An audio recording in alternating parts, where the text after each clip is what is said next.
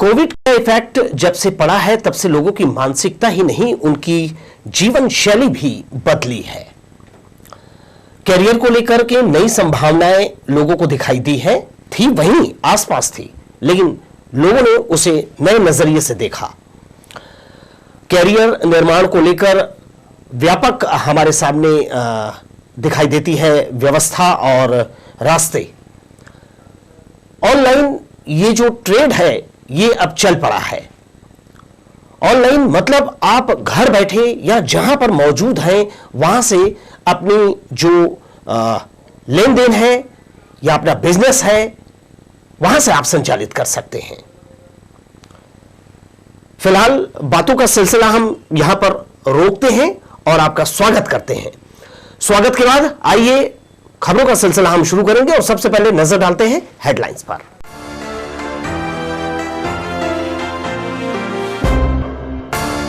एक 135 जवानों के भरोसे जिले की यातायात व्यवस्था, 8 करोड़ रुपए से ज्यादा राजस्व की हुई वसूली, नहीं सुधरे लोग। शहर कांग्रेस अध्यक्ष पर हमला, 2 युवक गिरफ्तार। पीएससी मेंस की परीक्षा संपन्न, अभ्यर्थियों की किस्मत लिफाफे में हुई बंद। और राज्य में मनरेगा पर बिलासपुर जिला अव्वल, 133% से अधिक जरूरतमंदों को मिला रोजगार। तो ये थी हेडलाइंस, आइए खबरों को देते हैं विस्तार। जिले की ट्रैफिक व्यवस्था 135 जवानों के भरोसे है। यातायात पुलिस ने 5 साल में 2 लाख लोगों को पकड़ा, इनसे 8 करोड़ 47 लाख रुपए जुर्माना वसूल किया गया। फिर भी जिले की ट्रैफिक व्यवस्था नहीं सुधर सकी। यहां पब्लिक नियम तोड़ने से बाज नहीं आ रही है, वहीं पुलिस भी सिर्फ चालान ही वसूल रही है। शहर की यातायात व्यवस्था सिर्फ चूहे बिल्ली का खेल बनकर रह गया है। जिले की ट्रैफिक व्यवस्था महज 135 ट्रैफिक जवानों के भरोसे कई सालों से चल रही है। ये जवान अपना काम भी बखूबी तरीके से कर रहे हैं। इसके बावजूद लोगों में अब तक ट्रैफिक को लेकर सिविक सेंस नहीं दिख रहा है।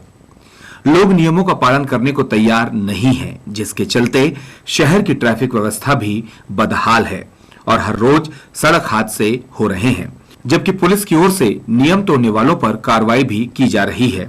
फिर भी लोग सुधरने को तैयार नहीं हैं।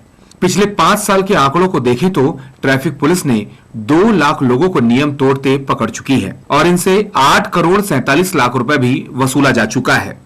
फिर भी ट्रैफिक व्यवस्था जस की तस बनी हुई है। तमाम जागरूकता कार्यक्रम व अभियान का भी असर लोगों पर नहीं पड़ रहा और लोग रॉन्ग साइड से वाहन दौड़ाना, शराब पीकर गाड़ी चलाना, सिग्नल जंपिंग, बिना हेलमेट व सीट बेल्ट लगाए गाड़ी चला रहे हैं। लोगों में जो अवेयरनेस आना चाहिए, जो जागरूकता आनी चाहिए, ट्रैफिक सेंस जो डेवलप होना चाहिए, वो उनमें बिल्कुल भी नहीं आ रहा है। हमारे लाख प्रयत्न करने के बावजूद, लगातार अभियान चलाने के बावजूद। तो इसके लिए अब हम किसको दोष दें? समाज को दोष दें? जो गार्जियंस हैं बच्चों के, उनको दोष दें कि वो उनको इस तरह की संस्कार ट्रैफिक के प्रति जागरूक नहीं कर रहे हैं, जिसके कारण बड़ी बड़ी दुर्घटनाएं हो रही हैं और लोग जान से भी हाथ धो रहे हैं। बिलासपुर जिले की जनसंख्या वर्तमान में 16,28,000 के आसपास है, जबकि शहर की जनसंख्या 5,84,000 है। ट्रैफिक पुलिस मुख्य रूप से शहर में अपना ध्यान केंद्रित करती है। इस लिहाज से भी देखा जाए तो करीब 6 लाख लोगों के बीच में केवल 135 स्टाफ यह किसी भी स्थिति में समझ से परे है। कैमरा पर्सन जयेंद्र गोले के साथ आशीष मौर्य, लोकसभा टीवी, बिलासपुर। यातायात यानी कि पुलिस और पब्लिक, सड़क पर जो नियम बनाए गए हैं चलने के, उनका पालन करना है पब्लिक को। पुलिस को निगाह रखनी है कि व्यवस्था ठीक से चल रही है कि नहीं, और इसके लिए हाईटेक तरीका भी इस्तेमाल किया जा रहा है। लेकिन उसके बावजूद जब नियम टूटते हैं या जो नियम तोड़ने वाले हैं उन्हें पुलिस रोकने में नाकामयाब रहती है तो व्यवस्था बिगड़ती है। बढ़ते हैं अगली खबर की ओर। शहर के प्रमुख चौक चौराहों में लगे सीसीटीवी कैमरे अब जवाब देने लगे हैं। पिक्चर क्वालिटी खराब होने के कारण यातायात पुलिस घर पर चालान नहीं भेज पा रही है। पहले ट्रैफिक पुलिस सीसीटीवी कैमरों की मदद से यातायात पर नजर रखे हुए थी, लेकिन लेंस की पिक्चर क्वालिटी खराब होने के कारण नंबर प्लेट नहीं दिख रहे। यातायात डीएसपी सत्येंद्र पांडे ने बताया कि जल्दी ही स्मार्ट सिटी परियोजना के तहत सीसीटीवी कैमरे लगाए जाएंगे, जो कि सीधे ऑनलाइन वाहनों को ट्रैक करेगा और नियम तोड़ने वालों को अपने रडार में लेगा। सीसीटीवी देखिए, अभी तो जो प्राइवेट तौर पे लगवाए गए थे वही सीसीटीवी जो है कैमरे जो हैं चौक चौराहों में हैं, जिसकी मॉनिटरिंग हमारे कंट्रोल रूम से होती है। लेकिन अभी स्मार्ट सिटी योजना के तहत में अभी जो ITMS चालू होने वाला है, जो प्रमुख चौक चौराहे हैं सभी जगह जो है हाई डायमेंशन कैमराज लगेंगे और उसके बाद हम लोग जो है ई-चालान की कार्रवाई जो है कि फुटेज देख के अगर कोई ट्रैफिक रूल्स तोड़ रहा है तो उसके खिलाफ कार्रवाई शुरू कर देंगे। व्यवस्था फिर से पटरी पर लाने की कोशिश की जा रही है। हाईटेक तरीका फिर से एक्टिव किया जाएगा, नए कैमरे लगेंगे और लोग सतर्क हो जाएंगे। इधर गर्मी की दस्तक के साथ ही समाजसेवी आगे आने लगे हैं। गुरुवार को खालसा सेवा समिति दयालबंद के सदस्य आईजी कार्यालय पहुंचे। यहां मौजूद रक्षा टीम को मूक पशु पक्षियों के लिए कोटने भेंट किए। इस दौरान पुलिस महानिरीक्षक रतनलाल डांगी से सदस्यों ने सद्भाव मुलाकात की। शहर के अलग अलग क्षेत्रों में सड़क किनारे गलियों में कोटने रखे जाएंगे। इसके माध्यम से मूक जानवर और पशु पक्षी अपनी प्यास बुझा सकेंगे। पुलिस विभाग से इसकी शुरुआत कर सदस्यों ने अन्य विभागों को भी कोटना भेंट करने का निर्णय लिया है। गर्मी को देखते हुए हमारे समाज ने जैसे गाय हैं, पंछी हैं, इनको पानी पिलाना है, तो उसके लिए हमने 100 कोदना लिया है और हर जगह हम नहीं पहुंच सकते, तो हमने अभी रक्षा टीम को पहले 20 दिया है, 40 पीस दिया है और मंडे को नगर निगम को देंगे। बाकी हर गुरुद्वारों में रखा जाएगा और जिससे लोग इसको लेके सेवा करें, गाय को पानी पिलाएं, जानवरों को पानी पिलाएं, पंछी को पानी पिलाएं। और हमने इसके 15-20 प्याऊ को घर खोलने का प्लान है, वहाँ भी कोदना रखा जाएगा। दर्शकों, हम आपको बता दें कि कोटना यानी कि पत्थर या सीमेंट से बने हुए चौड़े से टबनुमा चीजें जो आप देखते हैं घर के बाहर, दुकानों के बाहर रखते हैं, उसमें पानी डाल दिया जाता है ताकि जो जानवर हैं जो सड़क पर घूमते हैं वो गर्मी के दिनों में अपनी प्यास बुझा सके। अगली खबर आपके लिए, ग्राम पंचायत द्वारा नियुक्त रखवारों के साथ मारपीट करने वाले युवक की शिकायत एसपी कार्यालय में की गई है। ग्रामीणों ने बताया कि धनीराम सूर्यवंशी और नारायण मेहर गांव की रखवाली करते हैं। वहीं गांव का ही रहने वाला विष्णु राव रोज अपनी गायों को छोड़ देता है, जो फसल को नुकसान पहुंचाती है। गायों को भगाने पर विष्णु राव गाली गलौज के साथ अभद्रता करता है। ग्रामीणों ने रखवारों के साथ बदसलूकी करने वालों के खिलाफ कड़ी कार्यवाही की मांग की है। होटल स्कूल के पास होटल है, तेंती नाश्ता करत रही अपन बैठे बैठे, तो मौका बीड़ी दे कही के तकन का ओकर दाई बहनी ऐसे कही के गाड़ी दी तो कही का कहते आओ काहे गाड़ी देता, मैं भाँचा का था काहे गाड़ी देता, तो ही का भाड़ी सूटिया धरे धरे अपन चला सियाना है, तो का कहते तो न बीड़ी मांगा था, नहीं दे कही के आपे आप मारे। शिवरात्रि के दिन ते सांझ के तहाँ अपन एक भाई तबली मारे है और एक भाई हर बर्छी मारे है, तब ये नंग परे है और ये मूड में परे है। हाँ, मोर गोसैया का। अच्छा, हाँ, वो मरहट्ठा भोलू ना है, गोलू भोलू बोलू भोलू यदि उठवावा था, यदि आज का कहते रिपोर्ट का था वैसे कह के कहे है, तो हाँ अभी तक ले कुछ नहीं, ना डोकरा ना बयान ले तक नहीं गए। संभागायुक्त डॉक्टर संजय अलंग ने पंचायतों में लंबित कार्यों को मार्च अंत तक पूरा करने का निर्देश दिया है। गुरुवार को वे संभाग के विभिन्न जिलों के ग्रामीण यांत्रिकी सेवा विभाग के अधिकारियों की बैठक ले रहे थे। उन्होंने वर्ष 2017-18 और उसके पूर्व के वर्षों में स्वीकृत कार्य जो लंबित चल रहे हैं उन्हें लक्ष्य बनाकर इस माह पूरा करने कहा। साथ ही निरस्त करने लायक कार्यों की सूची तैयार करने भी कहा है। अधीक्षण अभियंता निर्मल शर्मा ने बैठक में बताया कि संभाग के अलग अलग जिलों में ऐसे 200 से ज्यादा कार्य लंबित चल रहे हैं, इनमें अब तेजी लाई जाएगी। बढ़ते हैं आगे की खबरों में। शहर के ग्रीन गार्डन कॉलोनी में जिला कांग्रेस कमेटी के शहर अध्यक्ष प्रमोद नायक पर 2 युवकों ने राड से हमला कर दिया। घटना की सूचना मिलते ही सिविल लाइन पुलिस मौके पर पहुंची और हमलावर दोनों भाइयों को गिरफ्तार कर लिया। दरअसल इस झगड़े की जड़ पालतू कुत्ता है जिसने पड़ोस में जाकर गंदगी कर दी, जिसको लेकर आदित्य और प्रवीण कुमार डहरिया जो कि उनके पड़ोसी हैं, कुत्ते को पीटने लगे। इसका विरोध शहर अध्यक्ष की पत्नी ने किया, साथ ही पति को फोन कर बुलवा लिया। प्रमोद नायक जैसे ही अपने कॉलोनी पहुंचे, दोनों भाइयों ने उनके साथ हुज्जतबाजी करते हुए मारपीट शुरू कर दी। बीच बचाव कर रहे शहर अध्यक्ष के ड्राइवर को भी युवकों ने चोट पहुंचाई। रात 9 बजे मैं रायपुर से अपने घर ग्रीन गार्डन कॉलोनी पहुंचा तो देखा कि कॉलोनी में 2 लड़के हाथ में राड लेके मेरी पत्नी और बच्चे लोग के साथ में बहस कर रहे थे। और मैं जैसे ही पहुंचा तो पूछा क्या क्या हो गया, तो उन लोग बोले कि कुत्ते का पिल्ला जो है वहाँ पर वो गंदा किया है। और उसी बात में उन लोग कुत्ते के पिल्ले को मारे। तो इन लोग मना किए होंगे कि क्यों मारे हुए कुत्ते के पिल्ले को। और जैसे ही मैं गाड़ी से उतरा हूँ तो बोले कि नेतागिरी करते हो, कांग्रेस के हो। और उतरते साथ ही मेरे ऊपर रॉड से हमला किया, हाथ को चोट लगा है, पैर में लगा है। मेरा ड्राइवर अमर निषाद पहुंचा है, उस बगल में था वो भी, उसके सिर में गंभीर चोट आया है और उसको कमर में चेहरे में चोट आया है। कॉलोनी के और लोग भी आए, सबके साथ वो मारपीट किए उन लड़के लोग। और पता नहीं वो नशे में थे कि जानबूझ के ऐसे घटना कर रहे थे। मेरे हाथ में लगा है, ये हाथ में और ये पीठ में है और पैर में है। जिला शहर कांग्रेस कमेटी के सम्माननीय अध्यक्ष प्रमोद नायक जी के ऊपर उनके घर के सामने में प्राणघातक हमला हुआ है। उनके परिवार के साथ विवाद हो रहा था और रायपुर से आ रहे थे तो परिवार वालों ने फ़ोन किया कि 2 लड़के आकर के हुज्जतबाजी कर रहे हैं। वो बोले मैं आ रहा हूं करके, और लगभग 5-7 मिनट में पहुंच ही गए। जैसे ही पहुंचे गाड़ी से उतरे, क्या हुआ है इतना पूछना था कि उसके बाद उन लोगों ने राड से हमला कर दिया। और राड से हमला किया तो उन्होंने हाथ में रोका, जिसके कारण उनका सर बच गया। उसके बाद उनका ड्राइवर को भी मारे। जो वहाँ पर थोड़े देर में पुलिस वाले पहुँचे और हमारे और जो यहाँ के स्थानीय लोग हैं, कांग्रेस कमेटी के लोग हैं, पदाधिकारी लोग हैं, सबके साथ उन लोगों ने कहीं ना कहीं या तो राड से या हाथ से या मारपीट की है। वहाँ पर एडिशनल साहब थे कश्यप जी, उसके बावजूद भी उन लोग पकड़ने के बाद भी मारपीट करते रहे। मल्टी लेवल पार्किंग बनाने कलेक्टर कार्यालय के बगल में जल मिशन और दूसरी पुरानी इमारत तोड़ दी गई। 4 मंजिला पार्किंग तैयार करने 13 करोड़ रुपए खर्च आएगा। इसमें 250 4 पहिया और 100 से ज्यादा 2 पहिया वाहन रखने की क्षमता होगी। स्मार्ट सिटी योजना के तहत शहर में पहला मल्टी लेवल पार्किंग बनाया जा रहा है। भाजपा महिला मोर्चा की जिला इकाई ने प्रदेश नेतृत्व के निर्देश पर स्वदेश निर्मित कोरोना वैक्सीन को लेकर जागरूकता अभियान चलाया। अभियान में ज्यादा से ज्यादा लोगों को टीकाकरण से संबंधित जानकारी दी गई। रजिस्ट्रेशन में मदद करने के लिए भी अभियान चलाया जा रहा है।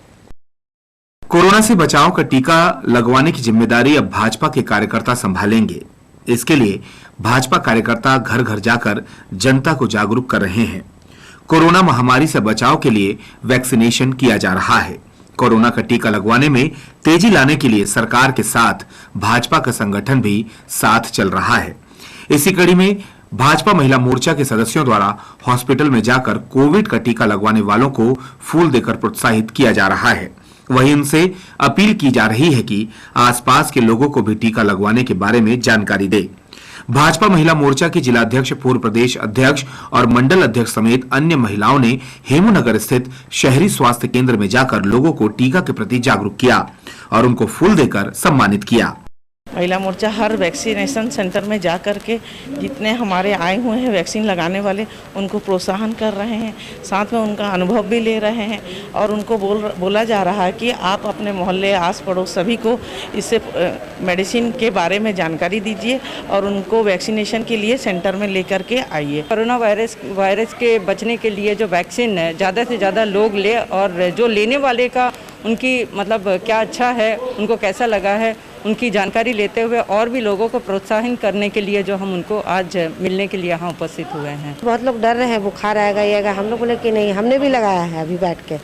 तो हम चाह रहे हैं कि सब महिला यहाँ के लगाते जाए। यहाँ पर कोरोना से बचने के लिए यही एक उपाय है। महिला मोर्चा के पदाधिकारियों ने कहा कि प्रधानमंत्री नरेंद्र मोदी के आह्वान पर और भारतीय वैज्ञानिकों के अथक परिश्रम से अपने देश में निर्मित कोरोना वैक्सीन का टीका भी देशवासी अवश्य लगाएं। उन्होंने लोगों से अपील करते हुए कहा कि स्वदेशी निर्मित कोरोना का टीका बिल्कुल सुरक्षित है, सभी लोग इसे आवश्यक लगाएं, साथ ही दूसरों को भी प्रेरित करें।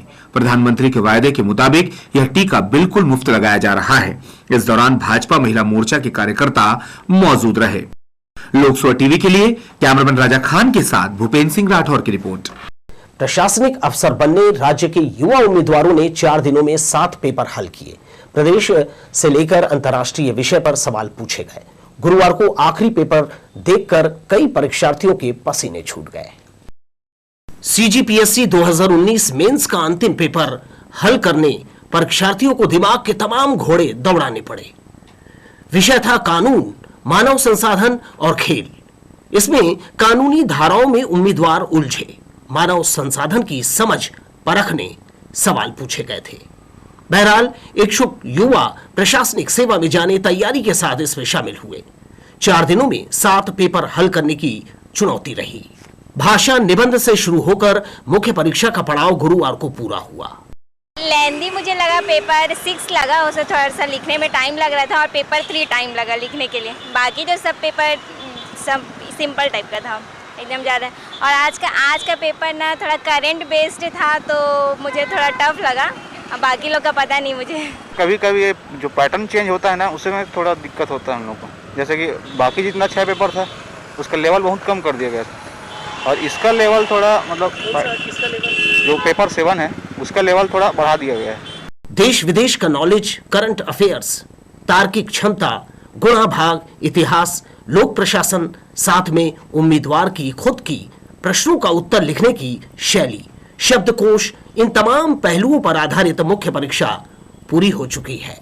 अब देखना होगा इंटरव्यू के लिए कितने युवाओं को सेलेक्ट किया जाता है, यानी एक आखिरी कसौटी पर खरा उतरना बाकी है।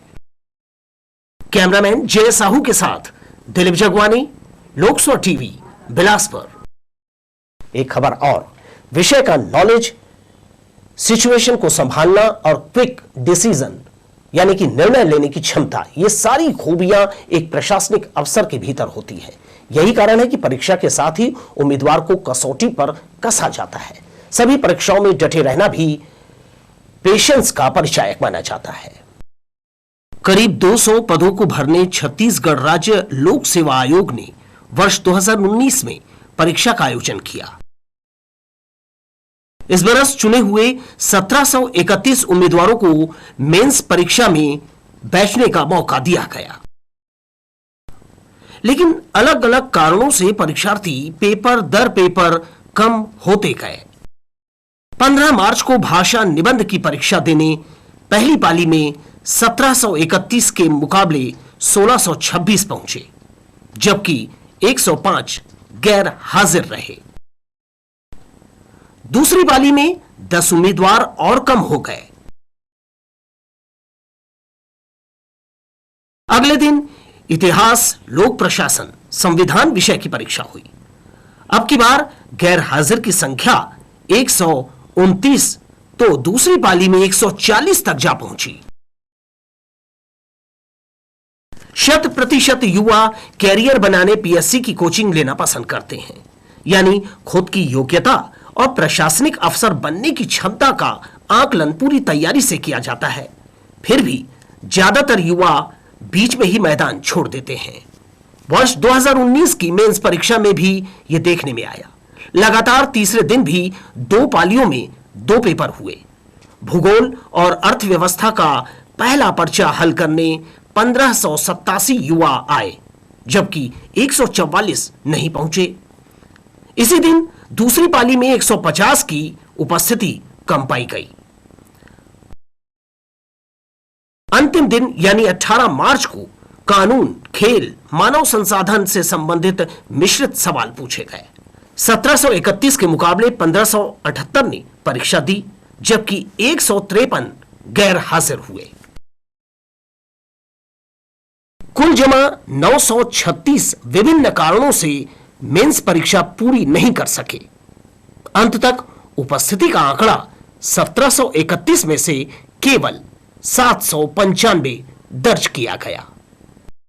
कैमरामैन जय साहू के साथ दिलीप जगवानी, लोकसभा टीवी, बिलासपुर।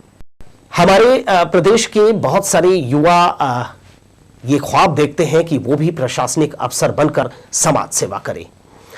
बहुत ही टफ होता है इसका एग्जाम, और जो इंटरव्यू का प्रोसेस होता है, उन लोगों ने जो ये तैयारी कर रहे हैं बच्चे, उन्होंने तो वीडियो भी बहुत सारे देखे होंगे इस पर, जो तैयार किए जाते हैं, यूट्यूब पर दिखाए जाते हैं कि किस तरह के घुमावदार सवाल किए जाते हैं, किस तरह से आपकी मेधा शक्ति जो है वो परखी जाती है। आप सभी को बेस्ट ऑफ लक। बढ़ते हैं अगली खबर की ओर। जिला मुख्यालय मुंगेली के दाऊपारा स्थित स्वामी आत्मानंद अंग्रेजी माध्यम उत्कृष्ट उच्चतर माध्यमिक विद्यालय भवन तेज गति से तैयार हो रहा है। ये विद्यालय कलेक्टर पीएस एल्मा के मार्गदर्शन में बनाया जा रहा है। कलेक्टर श्री एल्मा निर्माणाधीन भवन का लगातार निरीक्षण कर गुणवत्ता की जांच कर रहे हैं। यही कारण है कि ये विद्यालय काफी खूबसूरत दिखाई देने लगा है। आत्मानंद अंग्रेजी विद्यालय को लेकर राज्य शासन काफी संजीदा है। विद्यालय में विद्यार्थियों के लिए क्लासरूम, खेल मैदान, पुस्तकालय, लैब, कंप्यूटर कक्ष, वाईफाई कैंपस के अलावा प्राचार्य कक्ष और स्टाफ कक्ष को आधुनिक सुविधाओं से सुसज्जित किया जा रहा है। यह विद्यालय आधुनिक सुविधाओं से लैस होगा, जिसके कारण विद्यालय से मुंगेली जिले को एक नई पहचान मिलेगी। लगभग ये 5 करोड़ राशि का है और ये 5 माह में हम लोगों ने तैयार किया है। अभी 8-10 दिन और लगेगा इसमें ये पूरी होने में, और हम लोग इसमें जितने भी अत्याधुनिक सुविधाएं हैं बेहतरीन उसमें अधोसंरचना का निर्माण कराया है। इसमें 10 Mbps की हाईफाई है और वाईफाई के साथ साथ स्मार्ट क्लास है और बेहतरीन लाइब्रेरी है, गणित के लैब, बायो के लैब, केमिस्ट्री के लैब, फिजिक्स के लैब, ये सारे जगहों पर सारे जो सुविधाएं हैं वो हैं जो बच्चों को मिल सके। विद्यालय की दीवारों पर भारत के भूतपूर्व राष्ट्रपति डॉक्टर APJ अब्दुल कलाम, प्रसिद्ध टेनिस खिलाड़ी सानिया मिर्जा, शिक्षाविदों और विभिन्न योगा की मुद्राओं के छायाचित्र उकेरे गए हैं, जो विद्यार्थियों के लिए लाभप्रद होगा। स्कूल की साफ सफाई, पेयजल, विद्युत जैसी तमाम व्यवस्थाओं की ओर प्रशासन गंभीरता के साथ ध्यान दे रहा है। लोकसभा टीवी के लिए मुंगेली से मनीष नामदेव की रिपोर्ट। एक खबर है आपके लिए मुंगेली से। मुंगेली युवक कांग्रेस अध्यक्ष ने कलेक्टर से अनिल बिल्डकॉन की अवैध रूप से मुरुम का उत्खनन करने शिकायत की है। कंपनी के द्वारा करनकापा के आश्रित गांव तराई में सड़क निर्माण किया जा रहा है। सड़क बनाने आसपास मुरुम का उत्खनन जारी है। बताया जा रहा है कि इसके लिए कंपनी ने अनुमति नहीं ली है। गांव में ही डामर प्लांट लगाया गया है। प्लांट से निकलने वाले दूषित मटेरियल से आसपास हरिहर योजना के तहत लगाए गए पौधे बड़ी संख्या में दम तोड़ रहे हैं। युवक कांग्रेस अध्यक्ष ने कलेक्टर को ज्ञापन सौंपकर कंपनी के खिलाफ एक्शन लेने और नुकसान की भरपाई कराने मांग की है। करनकापा ग्राम पंचायत का आश्रित गांव है तरई गांव, वहां पे अनिल बिल्डकॉन के खिलाफ हम लोग यहां पे शिकायत दर्ज कराने आए थे कि वहां पे अनिल बिल्डकॉन द्वारा अवैध रूप से सरकारी भूमि पर उन्होंने डामर प्लांट स्थापित किया है। डामर प्लांट स्थापित की वजह से वहाँ उनके डामर प्लांट के पीछे तालाब है, जिसका इस्तेमाल, पानी का इस्तेमाल लोग वहाँ पे नहीं कर पा रहे हैं। और डामर प्लांट से लगा हुआ वहाँ पे वृक्षारोपण किया गया है। वृक्षारोपण में 8800 पौधे 2017-18 में वन विभाग के द्वारा लगाया गया था, जो आज पूरी तरह से नष्ट और खराब हो चुके हैं। और वहाँ पे मुरुम की खुदाई इसी स्तर से किया गया है कि इतना बड़ा गड्ढा हो गया है, जिससे 40-50 फीट गड्ढे की वहाँ पे हम लोग ने नाप किया गया है। तो हम लोग यहाँ चाहते हैं कि उसको जल्द से जल्द उनके ऊपर सख्त कार्रवाई करे प्रशासन। आपने मुझे संज्ञान में लाया है, मैं इसको दिखाऊंगा। आज सवेरे भी किसी ने मुझे बताया था, क्योंकि ये हमारे खनिज अधिकारी और वो दोनों कोविड पॉजिटिव आए हैं, तो वो शायद निरीक्षण नहीं कर पा रहे होंगे। मैं राजस्व अमला को भेजकर वहां पर आवश्यक कार्रवाई कराऊंगा। दक्षिण पूर्व मध्य रेलवे जोन के आरपीएफ में बड़ी संख्या में निरीक्षकों का तबादला किया गया है। इसमें बिलासपुर आरपीएफ पोस्ट भी शामिल है। यहां पदस्थ डी बस्तिया को रायपुर के WRS की जवाबदारी सौंपी गई है। उनकी जगह पर इंटर रेल तबादले में NER गोरखपुर से भास्कर सोनी को पोस्ट की कमान सौंपी गई है। इसके अलावा रायगढ़ में पदस्थ ML यादव को अनूपपुर और जोनल मुख्यालय के MK मुखर्जी को रायपुर आरपीएफ पोस्ट में पदस्थ किया गया है। रेलवे सुरक्षा बल में काफी दिनों से तबादले की तैयारी की जा रही थी। नियमानुसार 3 साल में तबादले का प्रावधान है। इसे लेकर 2020 में ही तैयारी शुरू कर दी गई थी, लेकिन कोरोना के चलते किसी तरह के फेरबदल नहीं हो पा रहे थे। जोनल मुख्यालय से 16 से अधिक निरीक्षक के तबादले की सूची जो है वो जारी कर दी गई है। आइए एक नजर फिर से डालते हैं हेडलाइंस पर।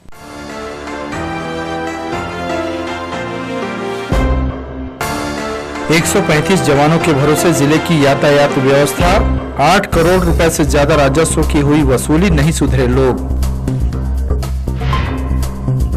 शहर कांग्रेस अध्यक्ष पर हमला, 2 युवक गिरफ्तार। पीएससी मेंस की परीक्षा संपन्न, अभ्यर्थियों की किस्मत लिफाफे में हुई बंद। और राज्य में मनरेगा पर बिलासपुर जिला अव्वल, 133% से अधिक जरूरतमंदों को मिला रोजगार। ब्रेक के बाद की खबरें। मनरेगा के तहत काम करने वाले ग्रामीण मजदूरों की संख्या छत्तीसगढ़ में दूसरे राज्यों से कहीं ज्यादा है। इसी तरह जरूरतमंदों को रोजगार देने में बिलासपुर छत्तीसगढ़ में अव्वल जिला है। चालू वित्तीय वर्ष में यहां 15 मार्च 2021 तक लक्ष्य के विरुद्ध 133% अधिक मानव दिवस रोजगार सृजित किए गए हैं। छत्तीसगढ़ में चालू वित्तीय वर्ष 2020-21 में 15 करोड़ मानव दिवस रोजगार सृजन के लक्ष्य के विरुद्ध 16 करोड़ 6,84,000 मानव दिवस रोजगार दिया गया है। मनरेगा के क्रियान्वयन में 107% से अधिक कार्य पूर्णता के साथ छत्तीसगढ़ देश में अव्वल पर है। इस उपलब्धि के लिए मुख्यमंत्री भूपेश बघेल और पंचायत एवं ग्रामीण विकास मंत्री टीएस सिंहदेव ने विभागीय अधिकारियों, कर्मचारियों व पंचायत प्रतिनिधियों को बधाई दी है। यही नहीं, रोजगार देने में बिलासपुर सबसे आगे है। यहां अब तक 133% से अधिक मानव दिवस काम दिया गया है। मनरेगा के तहत जिले में इस वर्ष 62 लाख मानव दिवस रोजगार सृजन का लक्ष्य रखा गया है, जिसके विरुद्ध 15 मार्च तक 82,59,831 मानव दिवसों में रोजगार सृजन किया गया। जिला में लेबर को 2000 चल रहा है और वित्तीय वर्ष 20-21 में सबसे ज़्यादा लेबर स्टेट लेवल में बिलासपुर में ज़्यादा मैंडेट जनरेट हुआ है। हमारा टारगेट 82 लाख था, उसको हमने अचीव किया। जिले के विकासखंड बिल्हा में 19,40,345 मानव दिवसों में रोजगार सृजन किया गया है।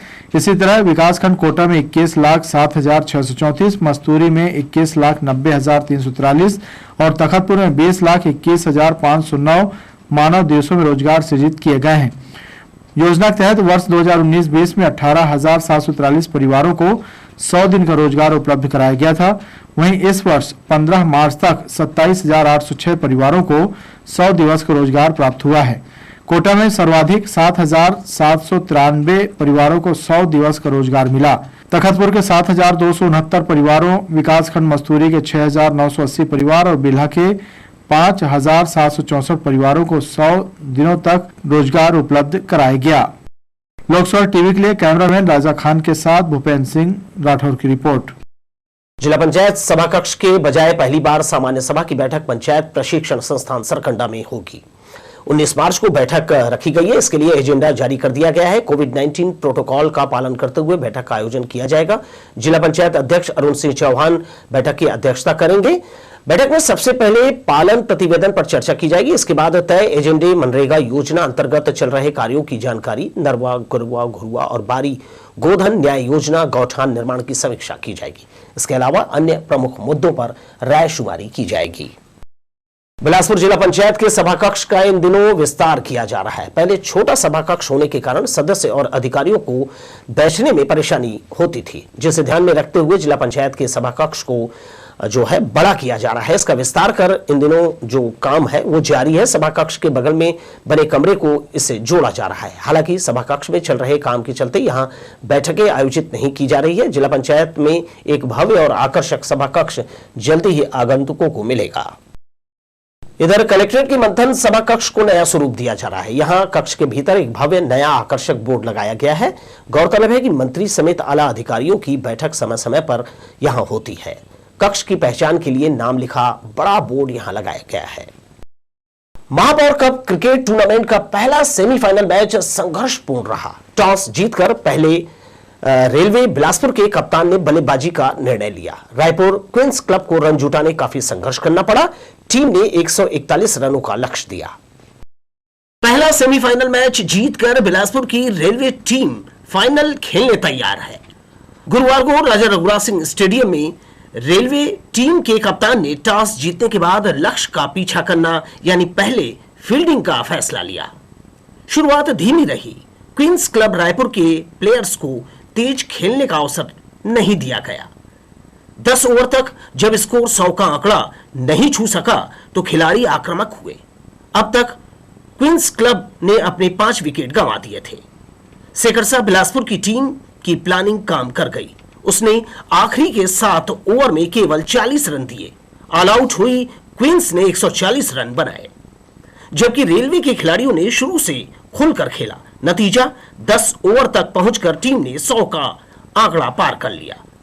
अगले 7 ओवर में धुआंधार बैटिंग करते हुए रेलवे ने 3 ओवर बाकी रहते 8 विकेट से बड़ी जीत दर्ज कर फाइनल में प्रवेश कर लिया। टीम के allrounder Mohit Rawat man of the match रहे। उन्होंने नाबाद 49 रन बनाए, साथ में 3 विकेट भी झटक लिए। फाइनल के इस पहले मुकाबले में कांग्रेस नेता मैच देखने यहां पहुंचे। उनका समिति की ओर से स्वागत किया गया। दर्शक दीर्घा में भी संख्या बढ़ने लगी है। कैमरामैन जय साहू के साथ दिलीप जगवानी, लोकसभा टीवी, बिलासपुर। रेल प्रशासन ने लोकमान्य तिलक टर्मिनल हावड़ा पूजा स्पेशल ट्रेन का परिचालन जारी रखने का निर्णय लिया है। अब ये ट्रेन 1 जुलाई तक चलेगी। परिचालन बढ़ने के साथ ही आरक्षण केंद्र के सिस्टम में अपडेट किया गया है ताकि यात्री आसानी से रिजर्वेशन करा सके।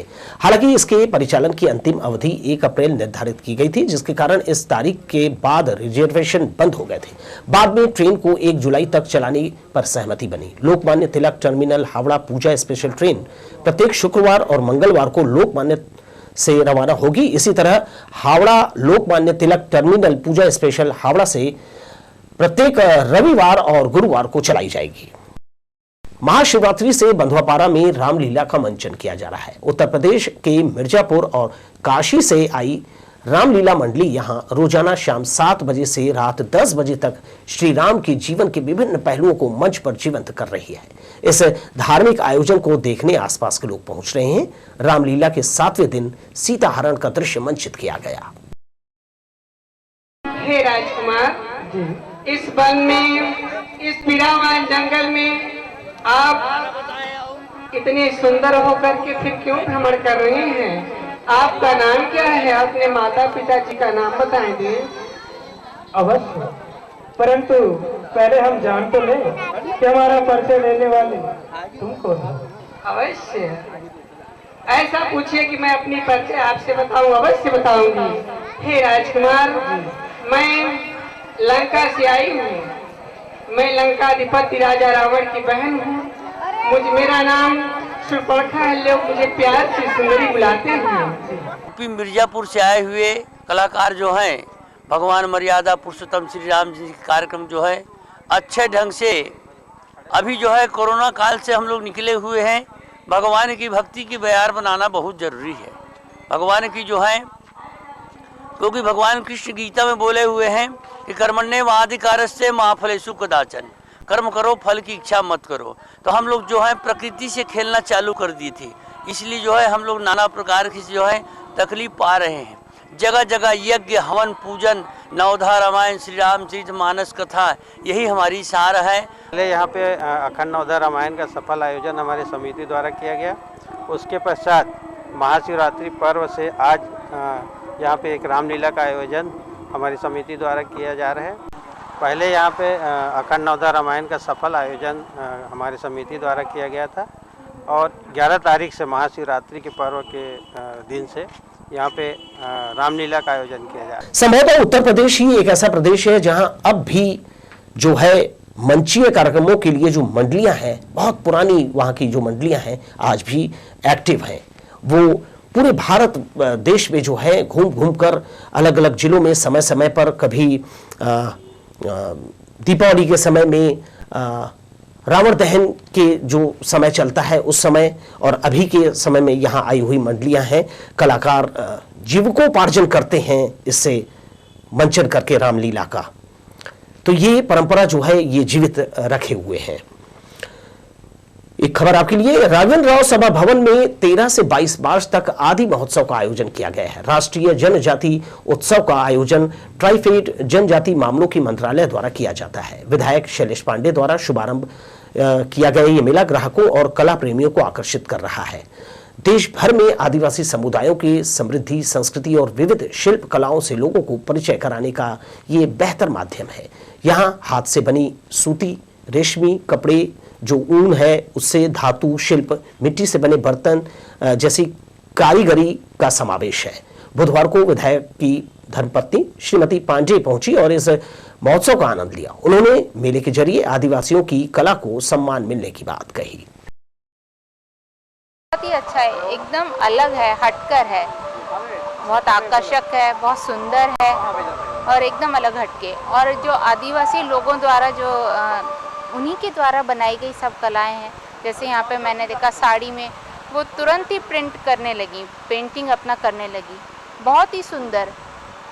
और कुछ नहीं, सिर्फ हाथ में अपना ब्रश उठाया और चालू। मतलब ये देखकर मुझे बहुत अच्छा लगा, बहुत सुंदर, बहुत कलात्मक है यहाँ पर सब कुछ, सारी चीज़ें बहुत अच्छी हैं। यहाँ पे तरह तरह का हमारा जो पहले तो है हमारा ये ट्राइब्स इंडिया के 21 प्रतिष्ठा में हुआ, और यहाँ पे जो तरह हमारा जो आर्टिसंस है छत्तीसगढ़ का, जो आदिवासी जो हथकरघा है, ब्यूटी पेंट, तुम्बा क्राफ्ट के हमारा स्टेट लेवल ऑर्गेनाइजेशन भी कुछ है, एक दो ये लोग सामान आए हैं। हम चाहते थे यहाँ का जो है जो क्राफ्ट लवर है जो ये लोग है तो उसको परचेज करके एक आदिवासी को मूल्यांकन कर सकते हैं, उनका थोड़ा आने की थोड़ा मदद मिल सकते है। अच्छा मेला है, आप भी जरूर देखिए। और चलते चलते आपसे एक बात कि होली का त्योहार नजदीक है, आप तैयारियां बेशक कीजिए, जरूर कीजिए, लेकिन अपने जहन में कोरोना को बनाए रखिए, क्योंकि ये गया नहीं है, लौट रहा है और इसका बड़ा खामियाजा फिर हमें भुगतना पड़ेगा। तो ऐसी नौबत ना आए, सभी रहें खुश, अपने आसपास रखें सफाई। फिलहाल दीजिए विदा, नमस्कार।